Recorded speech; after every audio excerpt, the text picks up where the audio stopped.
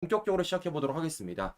자, 어제죠. 어제 언론들이 가장 주목했던 건 바로 윤 대통령의 헌재 재판이었습니다. 자, 왜냐? 바로 증인들이 출석하기 때문이죠.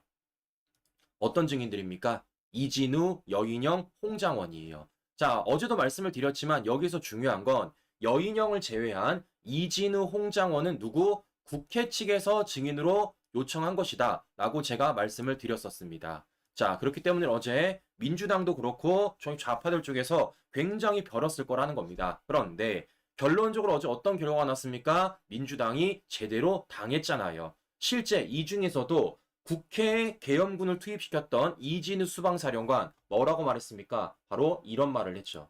대통령 체포 지시도 국회 의결 저지 지시도 없었다. 말인즉슨 그동안 민주당 좌파들이 윤 대통령 비상계엄 관련돼서 내란이라는 프레임을 씌울 때 어떤 걸 씌웠습니까? 국회 무력화라는 프레임을 씌웠습니다. 그런데 실제 계엄 당일 국회에 병력을 투입시켰던 이진우 수방사령관은 대통령이 체포 지시도 국회 의결 저지 지시도 없었다라는 거예요. 즉 대통령은 국회 무력화 의지가 없었다는 걸 이 수방사령관의 진술을 통해서 우리가 확인해 볼 수 있다라는 겁니다.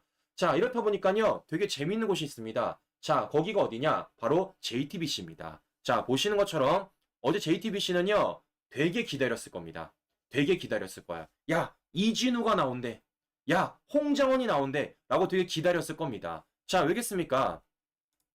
검찰 공소장에 따르면 이진우가 뭐라 그랬다라는 거예요? 대통령한테 전화를 받았는데 본회의장 가서 4명이 한 명씩 들고 엎쳐 나와라. 총을 쏴서라도 문부수고 끌어내라. 라는 진술을 했고 그게 공소장 안에 담겨놨다. 라고 말했던 게 그동안의 언론들의 보도였습니다. 그런데 막상 뚜껑이 어떻다는 겁니까? 전혀 검찰 공소장이랑 다르다라는 거죠. 어제 뭘 확인한 겁니까? 우리는 검찰 공소장에 들어가 있는 국회 무력화, 정치인 체포와 관련돼 가지고 전혀 다른 증언이 나오는 걸 확인해 볼 수 있어요. 자, 이러니까 그동안에는 이 사람들을 열심히 띄웠던 JTBC가 어떤 식으로 보도를 하느냐? 바로 이런 식으로 보도를 합니다.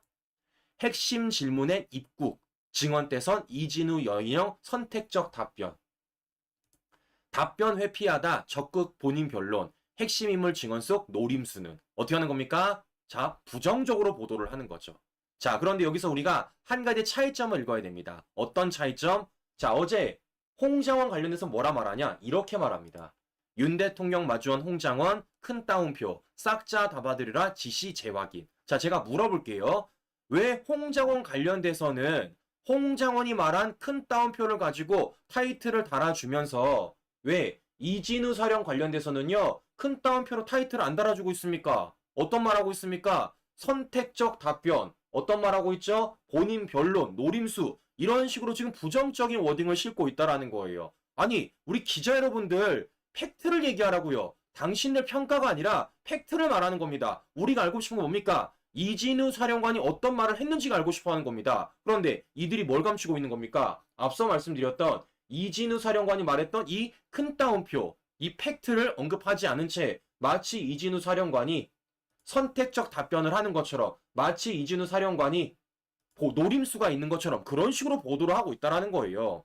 자, 지금 보시는 것처럼 JTBC가 얼마나 편향적으로 얼마나 왜곡되게 방송하고 있는지를 확인해 볼 수 있다는 겁니다. 자, 그럼 우린 뭐 하면 될까요? 반대로 가면 되죠.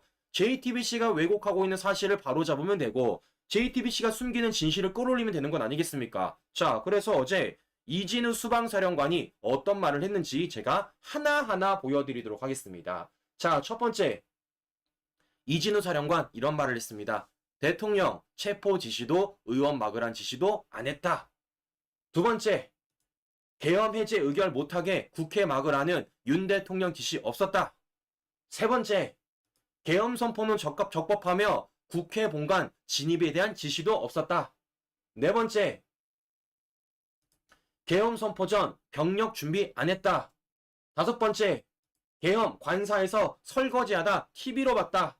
다섯 번째, 국회 방어 목적으로 출동했냐? 그렇다. 자, 제가 물어보겠습니다. 그럼 도대체 이 말은 어디서 나온 겁니까? 검찰 공소장 그걸 받아쓰기 하는 언론에 따르면 윤 대통령이 이진우 사령관에게 총 도끼로 문짝 부수고 4명이 한 명씩 들쳐업고 나와라 라는 말이 있다라는 건데 도대체 이 말은 어디서 나온 거냐고요? 당사자는 그런 얘기가 없다라는데. 자, 지금 보시는 것처럼 그동안 민주당의 가짜뉴스가 어느 정도 심각했는지, 그 가짜뉴스를 언론들이 어떻게 받아쓰게 했는지, 심지어 그 가짜뉴스를 가지고 검찰이 얼마나 허무맹랑하게 공소장을 꾸며냈는지를 우리가 확인해 볼 수 있다라는 거예요. 자, 이것뿐만이 아닙니다. 자, 뭐까지 말하냐? 이런 얘기까지 해요. 윤 대통령 측 변호인단이 물어봅니다.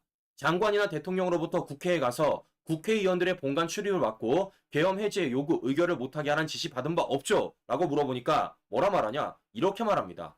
지시가 있어서가 아니고 매뉴얼상 내부에 들어가는 계획이 없다라는 거예요. 애초부터 수방사령 관련돼서는요. 비상이 터졌을 때 매뉴얼상 국회 내부에 들어가는 매뉴얼이 없다라는 겁니다. 그래서 뭐 한 겁니까? 들어가지도 않은 거예요. 자, 이것뿐입니까? 실제 이런 질문도 했습니다. 대통령이 국방부 장관과 계엄사령관을 불러서 병력을 철수하라고 지시했었고 그 지시가 상황 개통으로 내려왔다고 하는데 수방사 병력은 상황 개통 지시도 받은 적이 있죠? 자, 물어보니까 뭐라 말합니까? 이렇게 말합니다. 그 부분은 제가 비아폰을 받았기 때문에 사실입니다. 즉, 이진우 사령관은 어떤 지시는 받은 겁니까? 앞서 말씀드린 대로 대통령이 병력을 물려라 라는 지시는 받은 거예요. 뭐를 통해서? 비화폰을 통해서. 왜? 그건 자신이 인정했으니까. 자, 그럼 반면에 어떤 지시는 없는 겁니까? 이런 건 없는 겁니다. 체포 지시, 의원 막으란 지시, 더 나아가서 의결 해제란 지시, 이거 못 받은 겁니다. 여러분들. 첨예하게 갈리는 거예요. 첨예하게. 생각을 해보세요. 정말 윤 대통령이 국회 무력화 의지가 있었다라면요. 이 지시를 했겠죠.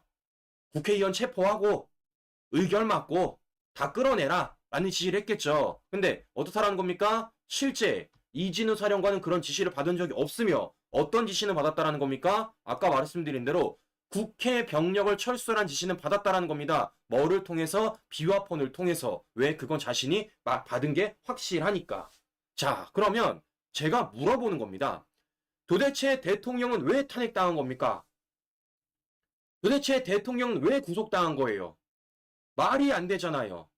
지금까지 대통령은 뭐라 그랬죠? 자신의 비상계엄 관련돼가지고 어떻게 국회 무력화 의지가 없었으며 국회의 심각성을 국민들한테 알리기 위해서 실제 계엄을 선포했고 그 과정 속에 병력을 국회에 투입시켰던 건 어떤 것 때문? 국회 무력화가 아니라 계엄군과 시민들 간에 마찰이 있을까봐 그렇게 질서 유지를 위해서 군을 투입했다라고 말을 했습니다. 근데 어떻습니까? 그 말이 지금 헌재에서 실제 병력을 투입시켰던 수방사령관의 진술로서 확인이 되잖아요. 심지어 뭐라 말하냐? 이렇게도 말합니다.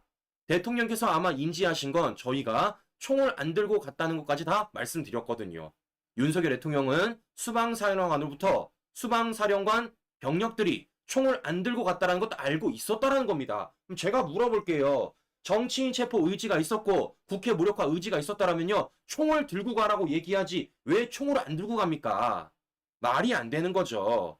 자, 보시는 것처럼 지금 이런 진실들이 하나하나 끄집어내고 있고 그동안 민주당의 선전선동, 그걸 받아쓰는 언론들의 가짜뉴스, 이 가짜뉴스 선전선동을 그대로 부안해동했던 수사기관의 공소장이 얼마나 허무맹랑한지를 확인해 볼 수 있다는 겁니다. 자,